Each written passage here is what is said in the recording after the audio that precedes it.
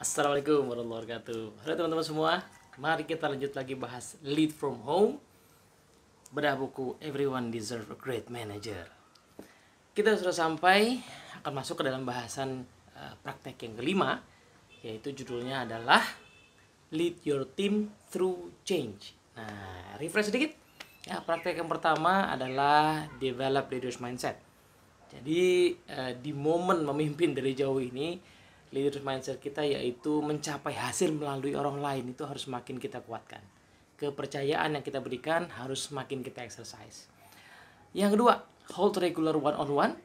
Nah, justru di momen jauh dari tim kita, maka one-on-one dengan menggunakan media apapun yang memungkinkan jadi makin krusial. Karena itulah justru cara kita tetap bisa engage, meningkatkan engagement tim member kita. Yang ketiga, set your team to get result.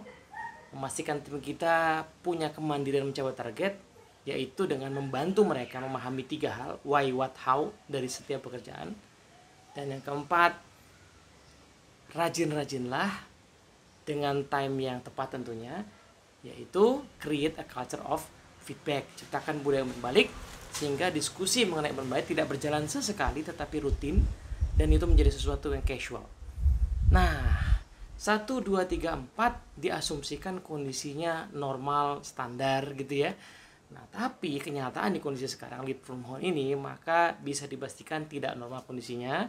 Maka praktek yang kelima ini jadi krusial, yaitu bagaimana memimpin tim kita melalui perubahan. Nah, umumnya leader itu memimpin perubahan dengan cara dia memimpin sendiri, mengatur semuanya. Padahal kenyataannya sudah terbahas di praktek yang ketiga, bahwa orang perlu memahami mengapa sebuah perubahan muncul, apa dan bagaimananya. Masalahnya di kondisi perubahan tidak semuanya jelas gitu. Maka kita perlu melihat bagaimana sebenarnya kondisi tim kita pada saat ada perubahan. Nah, Franklin Covey itu menarik karena punya sebuah model memahami perubahan yang simpel sekali. Ya, jadi ada banyak jurnal tentang change management, tapi model ini sangat sederhana dan memungkinkan kita memahami secara simple, kemudian untuk bisa kita ambil treatment yang sesuai dengan masing-masing zona. Jadi ada 4 zona perubahan. Zona pertama adalah zona status quo. Ini adalah kondisi ketika orang belum merasa perlu berubah.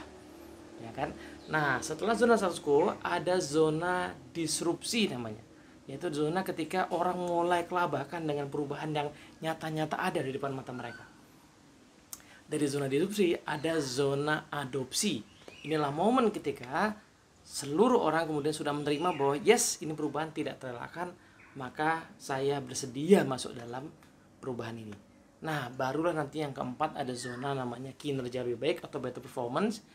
Nah, ketika semuanya sudah membaik, mulai ada standar normal baru yang lebih baik. Nah, zona-zona ini masalahnya adalah bisa jadi beda antara zona kebetulan yang ada di organisasi dengan zona yang ada di tim kita, dengan zona yang ada di diri kita, dengan zona yang ada di tim member kita. Jadi tiap entitas ini bisa punya zona yang berbeda-beda. Ya kan? Nah, anggaplah perubahan itu sudah pasti terjadi. Masalahnya adalah kita sebagai first line leader itu menerima perubahan sifatnya. Kita tidak menginisiasi perubahan secara signifikan. Organisasi memutuskan yang pastinya nggak main-main, juga nggak asal-asalan. Nah, kitalah yang mesti mendeliver itu ke dalam eksekusi yang nyata. Maka dari itu kita mesti paham, di zona status quo kita mesti bantu tim kita memahami bahwa sebuah perubahan itu sedang terjadi dan ini nggak main-main.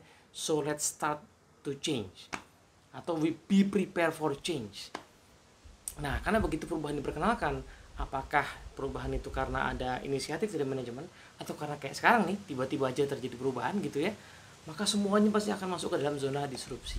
Di zona disrupsi agak berbeda karena orang-orang merasakan kondisi emosi yang tidak stabil, kondisi kecemasan, rasa takut, maka keterampilan mendengar empati kita mesti lebih sering dipergunakan untuk membiarkan orang mengeluarkan emosinya, kemudian bisa berpikir dengan lebih jernih. Nah, setelah disrupsi diatasi, nah zona disrupsi bisa geser ke zona adopsi ketika ada titik yang namanya titik pengambilan keputusan. dalam diri tiap orang, orang sudah mengatakan, oke, we need to change, I need to change. Nah, masalahnya zona itu bentuknya gini nih, set, melengkung, kemudian bernaik. Nah, melengkungnya ini turun ke bawahnya, disrupsinya, itu masalahnya tidak ada standar kedalaman yang jelas. Karena bisa jadi orang mengambil keputusannya tidak segera. Maka tugas kita sebagai leader adalah memastikan zona status quo dan disrupsi ini nggak lama-lama. Yaitu one on one kalau diperlukan, pastikan orang yang tadinya masih status quo geser ke disrupsi. Orang merasakan gangguan gitu ya. Kalau sudah gangguan maka geser ke adopsi. Gitu. Nah, di zona adopsi, ketika orang sudah ambil keputusan, inilah zona ketika orang bersedia untuk belajar hal-hal baru. Memang belajar hal baru tidak mudah. Contoh kayak sekarang, banyak organisasi akhirnya harus video call. Banyak yang masih gaptek. Gimana caranya pakai video call, ya kan? Pakai video call, budgetnya nggak ada, ya. Akhirnya sekian puluh menit harus berhenti dulu. Wah, repot ini itu macam-macam. Ini nanti ternyata perusahaan sudah menyediakan sekian room meeting, ternyata kepake semua, ribut lagi. Jadi zona adopsi tidak semudah yang dibayangkan, yaitu mulus kurvanya, dia bisa berliku-liku. Di momen inilah maka perubahan sekecil apapun mesti kita apresiasi. Momen pergeseran progres sesederhana apapun mesti kita apresiasi. Ini nyambung dengan perilaku yang praktik yang keempat, yaitu create a culture of feedback. Pastikan di setiap inisiatif perubahan itu ada feedback yang didapatkan. Kemudian kalau ada yang perlu perbaiki segera. Kalau ada yang bagus diperkuat, dikasih reinforcing feedback. Supaya pelan-pelan pergeserannya itu makin mulus, kurvanya makin mulus. Nah, di momen ketika orang sudah terbiasa, saya mengamati mungkin di banyak organisasi di minggu ketiga ini work from home, sepertinya sudah mulai ada zona adopsi yang lebih mulus. Orang sudah biasa, orang tahu kuotanya bakal terkuras lumayan, tetapi dia juga tahu bahwa kompensasi dari tidak keluar bensin lah ya gitu ya. Jadi pemakluman sudah terjadi ya. Orang mulai menemukan cara-cara dan ide-ide kreatif. Barulah nanti akan ada momen namanya zone for better performance. Zona ketika kinerja sudah jauh lebih baik, orang sudah masuk ke dalam the new normal. Nah, baru kinerja hasilnya baru kelihatan lagi.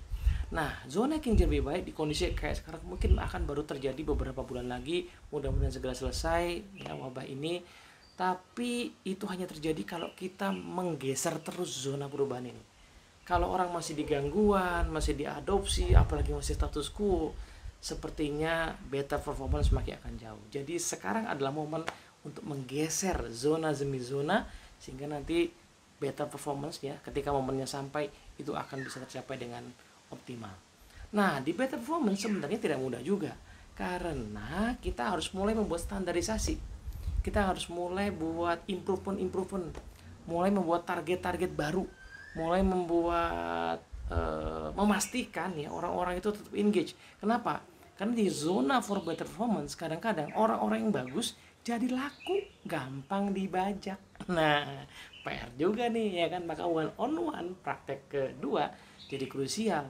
Nah, bagaimana memastikan orang tetap engage dan loyal kepada organisasi supaya perjalanan kita bisa sustain. Nah, teman-teman, menarik sekali bahwa 4 zona perubahan ini ternyata terjadi di banyak hal, tidak hanya urusan perubahan organisasi atau perubahan yang signifikan. Ya, even di level individu kita sekalipun, coba silakan cek. Nah, kita bangun kebiasaan baru, biasanya tidak langsung jadi. Pertama status quo dulu. Saya cukup lama pengen bisa punya habit olahraga, tapi status quo aja nggak gerak-gerak. Nah, baru ketika ada zona disrupsi, titik perubahan disrupsi, baru masuk disrupsi, baru penyesuaian diri, baru akhirnya mungkin kerasa impactnya. Sekarang saya rasa belum sampai di better performance, tapi sudah masuk di zona adopsi.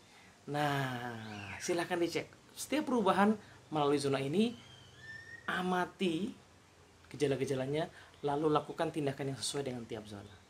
Moga-moga manfaat. Assalamualaikum warahmatullahi wabarakatuh.